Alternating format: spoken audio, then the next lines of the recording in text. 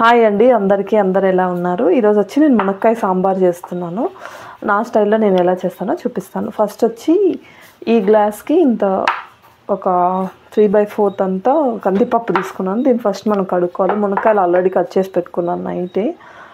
So ఇలా first మనం కందిపప్పును నానబెట్టుకునేస్తే ఒక 1/2 అవర్ అలాగా బాగా ఉడికిపోతుంది.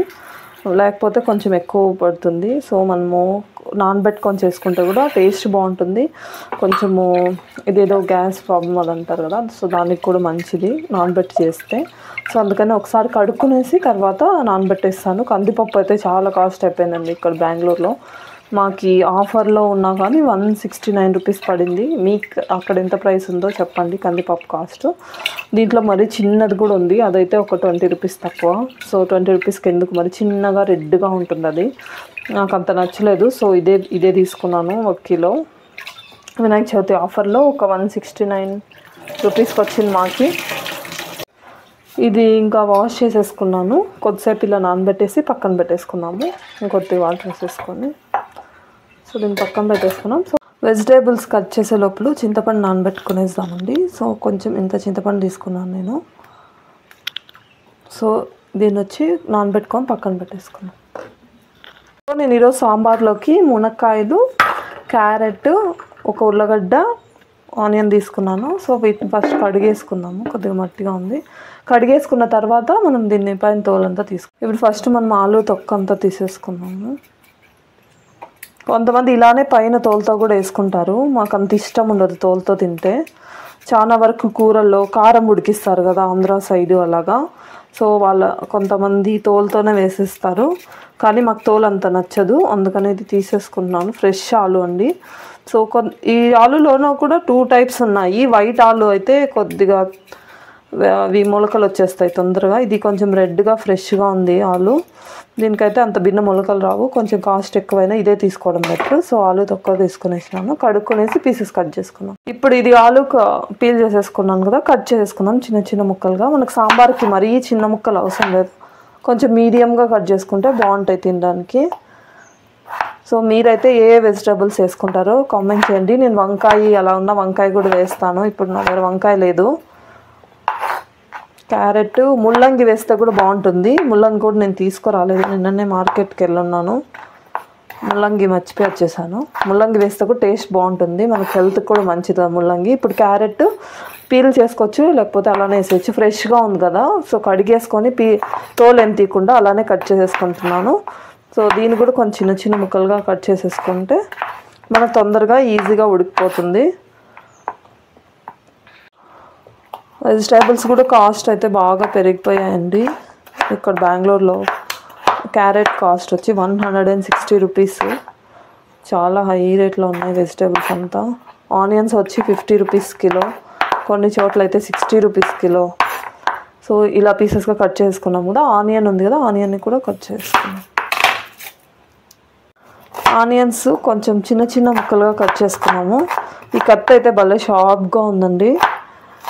మనకి కుకింగ్ షోస్లో వాటిలో చూపిస్తారు కదా, అలాంటి టైప్లోనే కొంచెం వెడల్పు కొంచెం చిన్నగా ఉంటుంది. చాలా షార్ప్గా ఉంది, చాలా జాగ్రత్తగా కోసుకోవాలి ఇలాంటి వాటితో.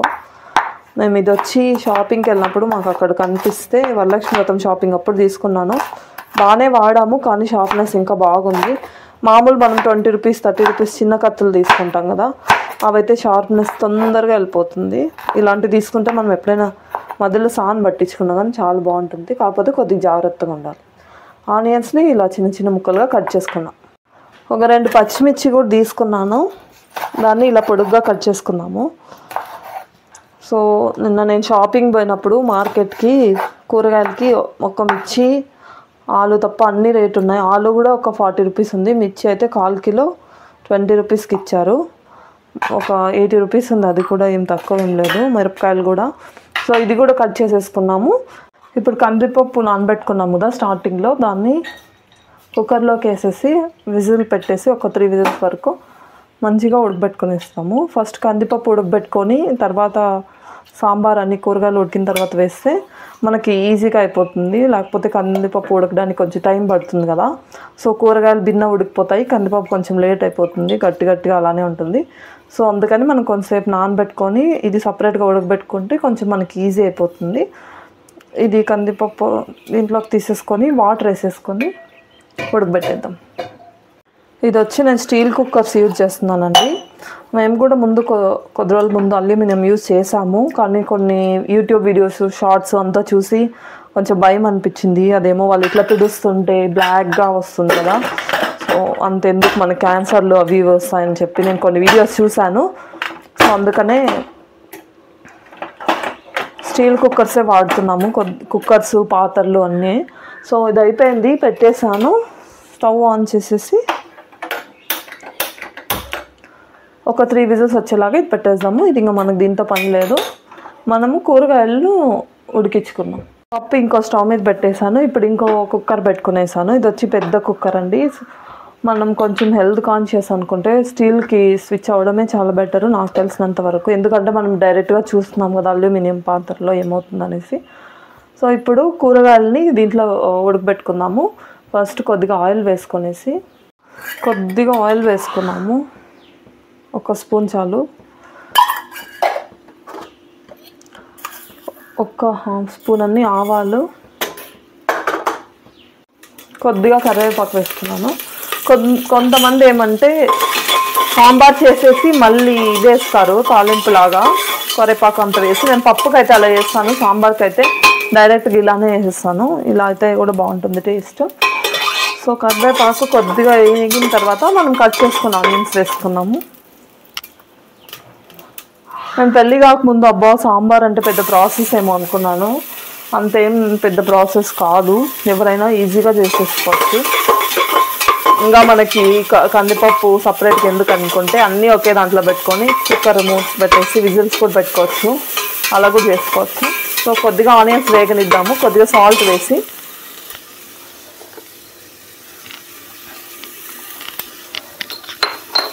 ఆయిల్ కొంచెం తక్కువే వేసాను, మేము కొంచెం ఆయిల్ తగ్గిద్దాం అనుకుంటున్నాము.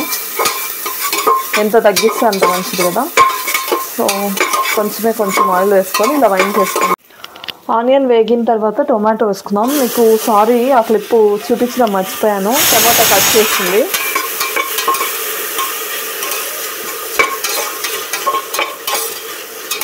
సో టొమాటో వేసుకొని కొంచెంసేపు వేసుకుందాం. ఇది మిరపకాయ కట్ చేసుకున్నాము కదా, అది కూడా వేసేసాను. అంతా మంచిగా వేగనిద్దాము. ఇప్పుడు మనం టమోటా వేసాం కాబట్టి ఆయిల్ కూడా ఇంకా అవసరం లేదు, ఇది వాటర్ ఉంటుంది కదా టొమాటో, దాంతోనే వేగిపోతుంది. కొద్దిగా వేగేటప్పుడే కొంచెం పసుపు, కొద్దిగా కారం వేసుకొని వేయించేసుకో. ఇది కొంచెం మగ్గాలి. సో టమాటో ఒక రకంగా వేగిపోయింది. ఇప్పుడు మనము మిగతా వెజిటేబుల్స్, క్యారెట్, ఉల్లగడ్డ ఇవి కూడా మంచిగా కలిపి కొంచెంసేపు వేగనిద్దాం. దీంట్లోకి మేము కాంబినేషను కొర్రల్ రైస్ చేసుకుంటున్నాము. ఆ రెసిపీ కూడా పెడతాను, చాలా హెల్దీ రెసిపీ అండి అది. ఎవరైనా కావాలంటే చూసి ట్రై చేయండి. ఇప్పుడు మనం మునక్కాయలు వేసేసుకొని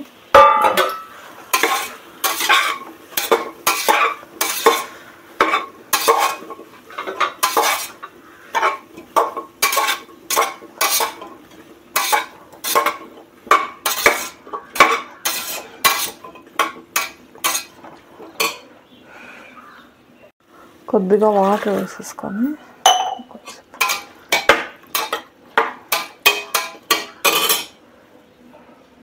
మనకి పప్పు ఉడికిపోయింది, వాటర్తో సహా దీంట్లోకి వేసేసుకుందాం.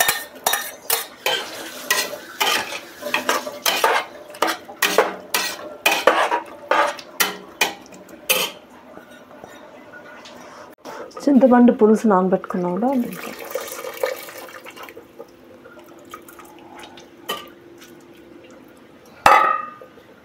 సో ఇట్లా ఇంత లిక్విడ్ వచ్చింది. మనకి ఇంకా కొంచెము ఎక్కువ వాటర్గా కావాలనుకుంటే ఇంకొద్దిగా వాటర్ వేసేసుకొని మనము విజిల్ పెట్టేసుకోవచ్చు. నేను ఇంకొంచెం వాటర్ వేస్తాను. సో మళ్ళీ 1/2 గ్లాస్ వాటర్ పోసేసి ఇప్పుడు మనము ఒక స్పూన్ అంత ధనియాల పొడి, ఇది వచ్చి సాంబార్ పౌడరు ఒక 2 స్పూన్స్ వేస్తున్నాను, టీ స్పూన్తో. మనం ఇప్పుడు సాల్ట్ కారం చెక్ చేసుకొని మనం పడితే వేసేసుకొని విజిల్ పెట్టేసుకుంటే సరిపోతుంది. ఒక 2 to 3 విజిల్స్ వస్తే సరిపోతుంది. పప్పు ఆల్రెడీ ఉడికిపోయింది కదా, ఓన్లీ వెజిటేబుల్స్ మాత్రం ఉడకాలి. ఒక సీక్రెట్ ఇంగ్రీడియంట్, ఒకే ఒక రవ్వ బెల్లం వేస్తే సూపర్గా ఉంటుంది టేస్ట్. ఇప్పుడు మనం విజిల్ పెట్టేస్తాం. విజిల్ పెట్టేసాను, ఒక 2 to 3 విజిల్స్ వస్తే సరిపోతుంది అంతే.